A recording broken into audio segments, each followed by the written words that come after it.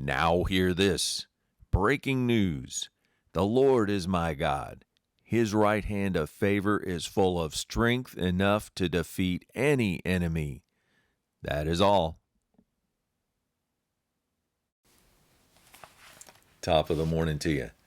When we read Psalm 118 with the eyes of love and a firm determination to know our God better, our writer, the psalmist, directs our attention right out of the gate to how God's mercy and love endure forever. In fact, he ends this psalm with the same declaration. In between, he builds a case to consider why we should trust God to be merciful and love us forever. It seems Israel, its priests, and those who fear the Lord, in other words, hate sin, have experienced God's mercy and love. Then the psalmist gets personal in verse 5, telling why he's so thankful. Out of my distresses I called upon the Lord, and he answered me. In fact, he set me free. As a result of this experience, the psalmist has come to know this important fact in verse 6. The Lord is on my side. I will not fear. What can man do to me? And verse 7. The Lord is on my side and takes my part. In other words, he has his back. He is among those who help me. Therefore I see my desire established upon those who hate me. In other words, God fights his battles. Then the psalmist sends this message to us today in verse 8 through 9. It is his experience that it is better to trust and take refuge in the Lord than to put confidence in man or rich young rulers. He assured us his experienced God in action as God came to his rescue in verse 10 through 11. All nations surrounded him on every side, but he has learned such confidence in the Lord that he knows with God's help that he will cut the enemy off.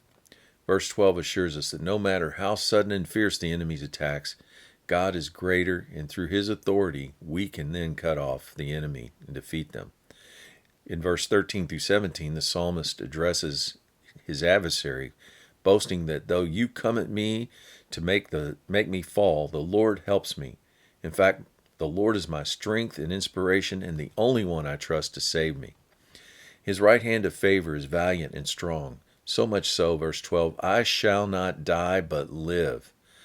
You, enemy, won't hear me talking and declaring fear. Rather, I shall declare God's works and his illustrious acts.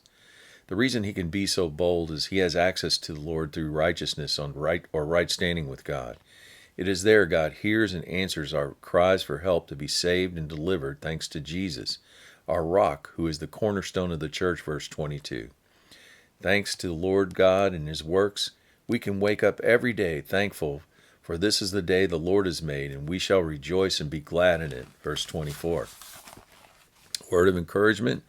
There's a lot of wisdom in this psalm. There's also a boatload of encouragement that we don't have to live in fear, especially as situations around us grow dark and seemingly hopeless.